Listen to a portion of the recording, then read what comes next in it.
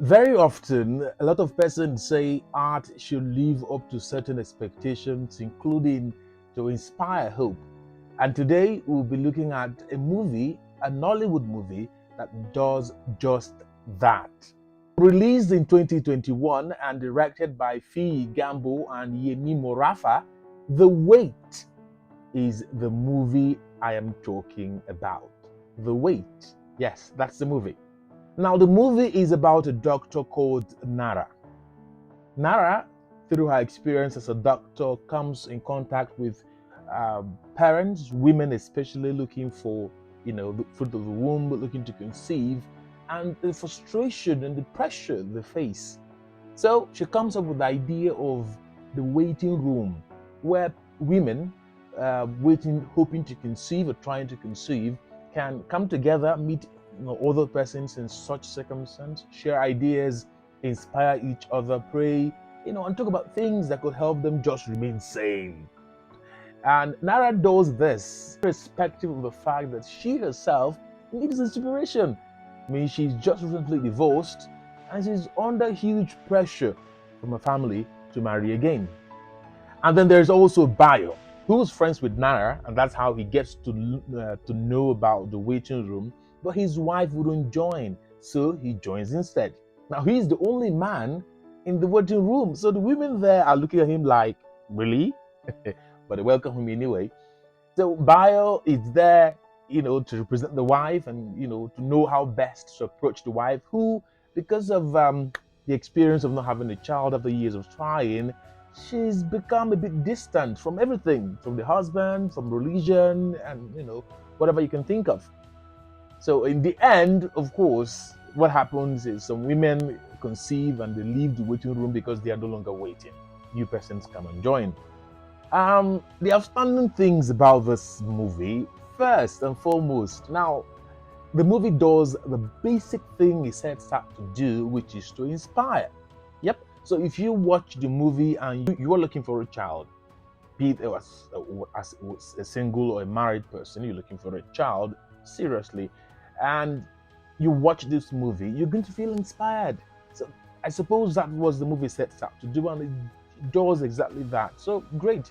Now, secondly, I am happy with the way the movie addresses some topics that before now we have not been very proud to approach in religious ways. Now, this is supposed to be a faith-based movie, but it doesn't just talk about people waiting on God to give them, children through the normal way we know, or the ways we call natural. In the waiting room, Dr. Nara also brings up the idea of adoption, idea of IVF.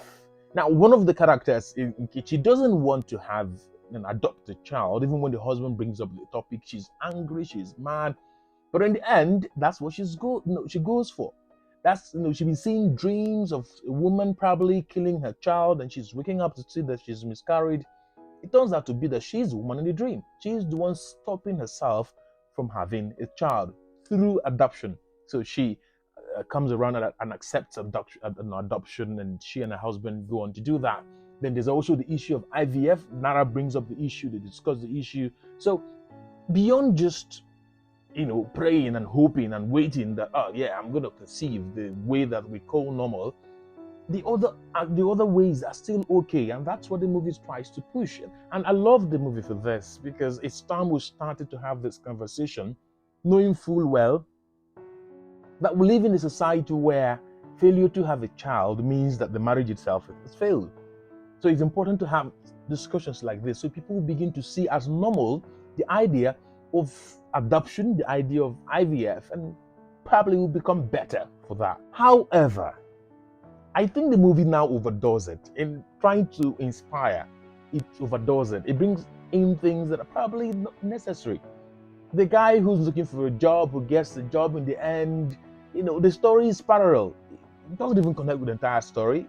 The movie would have been okay with just the story of Nara, Nkechi and the husband, and Bayo and the wife. They themselves would have been enough to talk about inspiration and faith. Bringing that guy in, for me, looks like an overkill. The movie could have done without him and his own story. And also the cinematography, a lot poor for a movie produced in 2021. You would expect better. I mean, things are so advanced, you expect to see better quality. I think the movie just picks the regular idea of people looking for children and just runs with that. It's too basic. I expected that, more would have been done to the story to make it richer, so that it's beyond just the basic story of he define Pekin and then he go church or he meet women or he pray, then he can't get Pekin. That regular Nigerian story. But it doesn't do more than that, really. And so it's a bit disappointing.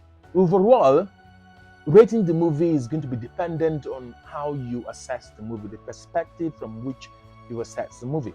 If you are a religious person, if you are a faith person, a person of faith, and you are looking for a child maybe, and you watch this movie, you're probably going to rate the movie 8 over 10 or more. But if you do not approach this movie from the perspective of religion or faith, you approach this movie as just a work of art, you're going to probably give it a 6 over 10. That's what I will give the movie, 6 over 10. All right, guys, this is how far we can go today. Don't forget to like this video and then subscribe so you get notified when next I post a video.